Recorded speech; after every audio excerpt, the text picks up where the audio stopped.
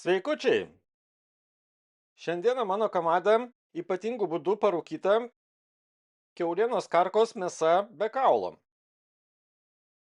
Žinoma, galima rūkinti ir visą karką kartu su visais kaulais, bet kartais galima nusipirkti tiesiog iškaulintą karkos mėsą ir šį kartą būtent tokį gabaliuką ir nusipirkau. Tai iš vakaro jį tiesiog pamarinavau su prieskoniais ir šiandien kepsiu ant tiesioginės kaitros. Sausam marinavimui naudojau druską, juodus pipirus, granuliuotus česnakus, taip pat truputį kajeno pipirų ir kaukazietiškų prieskonių. Karkos mėsą rūkinsiu ypatingu būdu, tai man reikalinga kepsninės temperatūra yra apie 150 laipsnių Celsijaus. O tas ypatingas būdas tai yra tiesiog rūkinimas tiesiogiai ant anglių kaitros. Taip kepiau jau vištą, labai nustebino maloniai rezultatas. Tai sugalvojau, kad galima pabandyti išsirūkinti ir karką. Dedu sistemą atvirkščiai ir kad viskas nejudėtų, dar įdedu tokius medinius pagaliukus ir naudosiu groteles nuo mažojo kamado. Tokiu būdu mėsa bus labai toli nuo tiesioginės kaitros. Tokio kepimo rūkinimo visa esmė yra tai, kad reikia gana dažnai vartyti mėsą, bet šiaip kepa viskas labai tolygiai, niekas neprisvyla, jeigu tik tai kepsninės temperatūra nėra per aukšta. Kadangi karkos mėsa turi labai daug jungiamojo audinio ir ta pati oda turi per ilgą laiką tolygiai įšilti ir kad mažiau išdžiūtų, dar tiesiog sugalvojau aprišti su virvele specialia, kad kuo daugiau drėgmės išlaikyti ilgesnį laiką ir galima būtų patogiai apversti tą mėsą.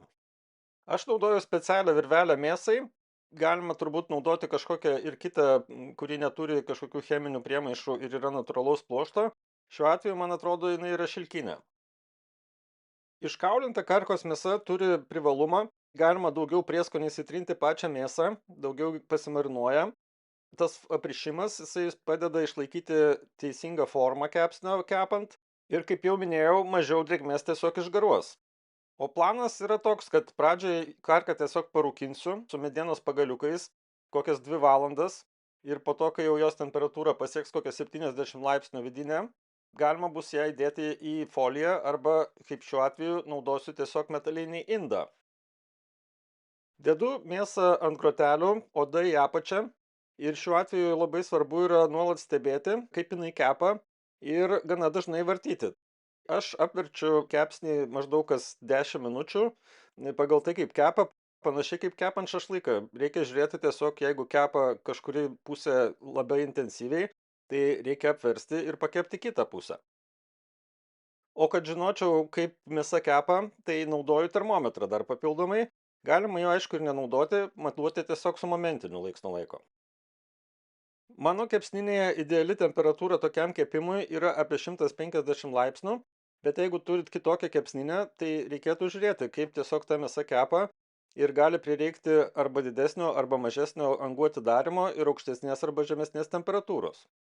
Na ir kuo toliau kepant, tuo reikia mažesnio angų atidarymo, tai jau netgi po kokių 20-30 minučių atidarymas kepsninės angų minimalus. Aš rūkinimui įdėjau tik tai vieną medienos pagaliuką, bet jeigu norit labiau rūkyto skonio, galima įdėti ir kelis kartus. Kad vartant mėsą galima būtų ją pakepti ir iš šonų, naudoju tokias medienos kaladėlės tiesiog atremti, taip tiesiog stabiliau ta mėsa stovi ir kepu iš visų pusių daugiau mažiau vienodai, apversdamas kas 10-15 minučių. Vartymas dažnas reikalingas ne tik dėl to, kad kažkuri vieta neprisviltų, bet ir tam, kad sultis pasiskirstytų tolygiau kepant kepsnį ir tikrai toks metodas turi savo privalumų. Ir jeigu ten net ir nesvyla kažkas ypatingai, vis tiek rekomenduočiau pavartyti dažniau. Viso rūkinimo metu kepsninės temperatūra svyruoja nuo 140 iki 160 laipsnių. Kai jau termometras mėsos rodo viduje apie 70 laipsnių, tiesiog džiovinti tą mėsą prasmės didelės toliau nėra, tai dedu į metalinį indą nerūdijančio plieno ir tiesiog apvynioju foliją dar papildomai, kad kuo mažiau drėgmės išgaruotų. Galima tiesiog įvynioti ir pačią karką į foliją, bet man kartais pasitaiko, kai prilimpa tiesiog ta oda prie folijos ir prarandama dalis skonio.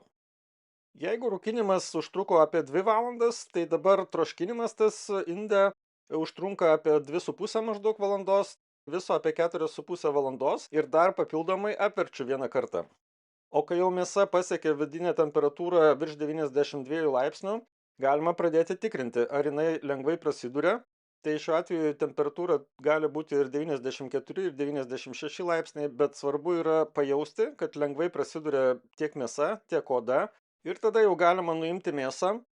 Irgi dar pagal skonį galima ir daugiau patroškinti, nes tiesiog jeigu yra skysčio, tai ta mėsa neišsausės. Aš nuėmęs mėsą dar padedu ją praaušti šiek tiek, kad pasiskirstytų sultis. Na ir šį kartą, kaip ir kepant vištieną, rezultatas tikrai maloniai nustebino. Tai ta mėsa dar pasirūkina savaime nuo tų varvančių šiek tiek į anglis sulčių. Ir tikrai labai aromatas yra ypatingas ir pati mėsa yra sultinga ir skani labai. O aprišimas šiuo atveju padėjo išsaugoti tiek pačią kepsnio formą, tiek ir daugiau sulčių mėsos viduje. Na ir tikrai nemanau, kad aš čia išradau kažkokį naują kepimo būdą. Tiesiog pritaikiau tam tikrus metodus iš kitų kepsninių, būtent kamadui. Man toks mėsos kepimas atrodo labai geras. Aš bandžiau kepti jau vištą, dabar bandžiau kepti kiaulieną. Dar pabandysiu kepti ir kažkokių kitų kepsnių. Bet kokiu atveju mėsa yra labai sultinga. Jinai labai turi specifinį tokį ir skonį, ir aromatą.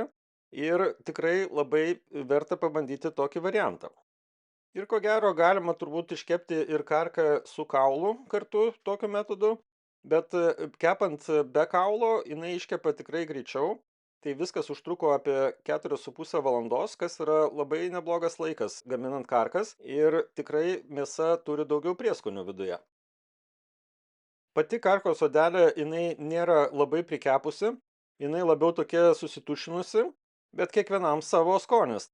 Galima turbūt tą odą ir prikepinti labiau, bet tokiu atveju mėsa bus netokia sultinga, o man toks odelės minkštos skonis labai patinka karkos atveju. Skanaus ir iki kito karto.